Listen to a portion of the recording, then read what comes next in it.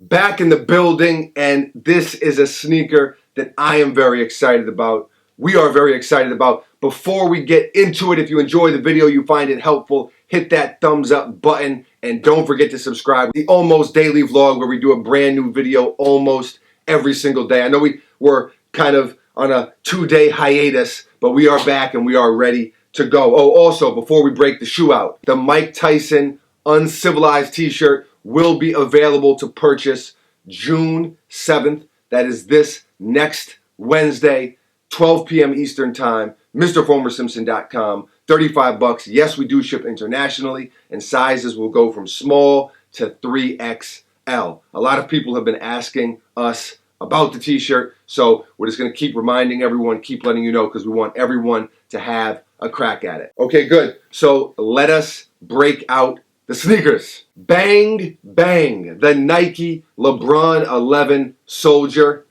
This is the Strive for Greatness colorway. So basically, Bron, he hoops in the Soldiers. Yeah, instead of doing the Elite now, Right. they do the Soldier. Right.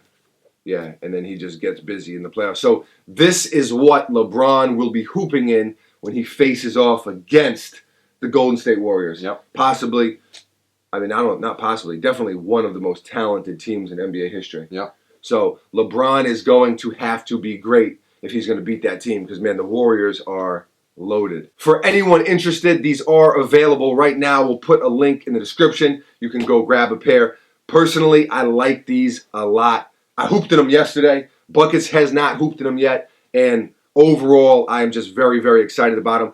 To me, they kind of remind me of the LeBron 14. But if I'm being honest, I like them better than LeBron 14, All right. especially after one wear. Maybe that will change after 10 wears, after 12 wears. But after one wear, after playing in them once, I like them better than the LeBron 14. The impact protection on these is a monster, an absolute monster. You do lose some court feel. You have Zoom Air in the forefoot and in the heel. And we've talked about this before. All Zoom is not created equal. Yeah. You know, you look at the KD9 and then you look at the KD10, and on the KD10, that Zoom Air is a lot thinner. Yeah. So it's not as protective. It doesn't feel as good, in my opinion. Yeah. So, but then again, you do have more court feel. Yeah. So with these, I mean, if you just run your hand along it like this, you can feel how pronounced Yeah. it is. I mean, that's beefy right there. And when you're walking, you can like feel it. It's almost like you've got springs in the front.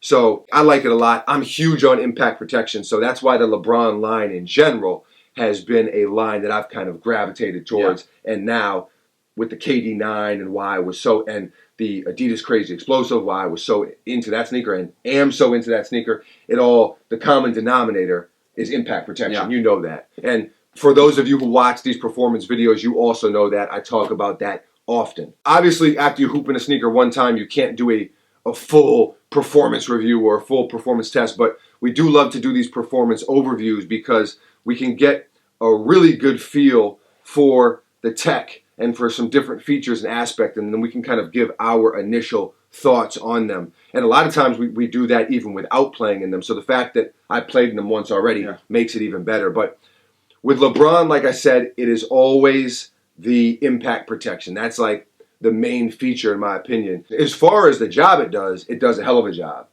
You know, as far as protecting and cushioning and all of that stuff. I mean, it's super chunky, and obviously that is going to protect you. Now, the upper is a bunch of different materials. There's almost like a suede here. There's this layered mesh that we've seen on quite frankly on a lot of Nike sneakers, including some LeBrons. And so, you know, the materials kind of are what they are. I'm not like a crazy material guy. As far as breathability, not very breathable.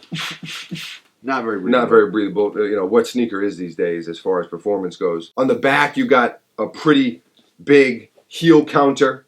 And I think that does a good job. And also, even look how like the midsole kind of comes up. That keeps your heel in there. It keeps the support good, the security good. And I definitely did feel that when I was playing in them. Kind of along those same lines, obviously now, we have the straps. You've got this belt that goes down essentially the middle of the tongue, and the straps can go under that belt so that it's not like all willy-nilly. We saw when I did them and they weren't in that, things did get a little weird, you know? So that's actually more important than you might think. And then just as far as this goes, hang on, I'm just taking them all out here. To me, the idea of this is super cool. Yeah. A sneaker without laces. We've seen it a few times now. And I guess I should mention that with the upper, obviously, it goes without saying that this is the one-piece booty type of fit, which normally I'm not a fan of.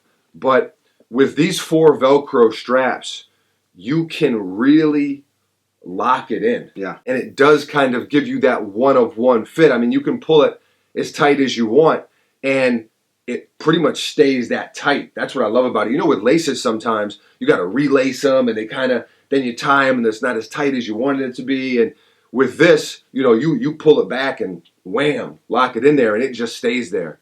And everyone can pull it different. And because people have different shaped feet, you know, like probably we know how our feet are shaped. Yeah. You'd probably pull it tighter through here than I would. Yeah. You know what I mean? And we both probably pull real tight around the ankle and up in here. So everyone can kind of do that, and they can kind of adjust accordingly.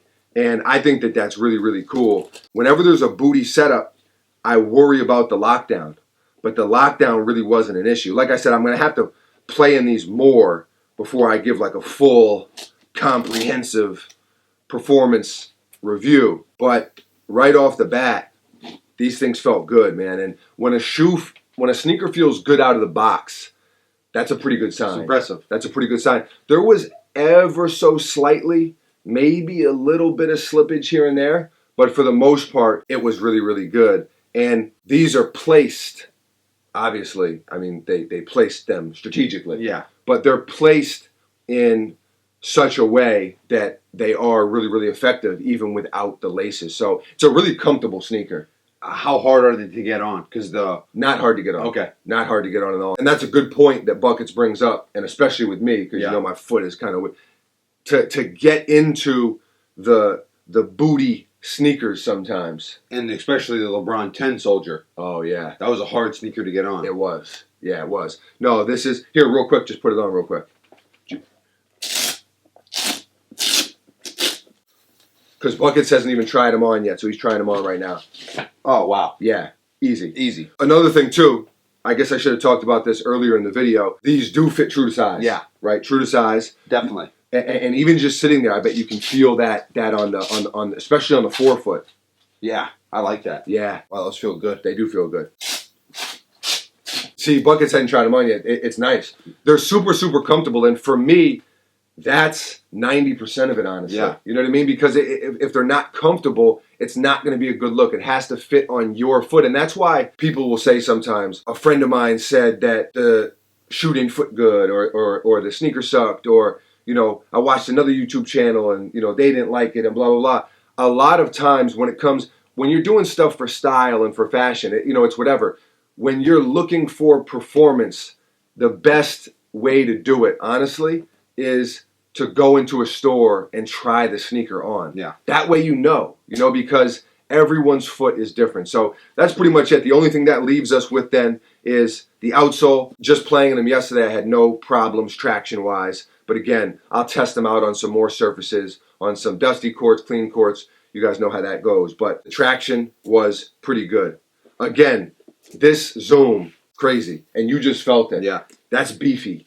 And I love how it feels because it kind of gives you a little bit of that spring. You do lose some court feel, Yeah. but it gives you that, you know, you start walking down the court. You know, I was looking for some powder to get my LeBron on, but couldn't find any. So that's all I got for this sneaker. Obviously, I will keep you updated and let you know what I run into with these on the court, so to speak. Thank you for watching, as always. Really, really appreciate you. Leave a comment below and let us know how you feel about this sneaker. Have you played in them yet? Do you have a pair on the way?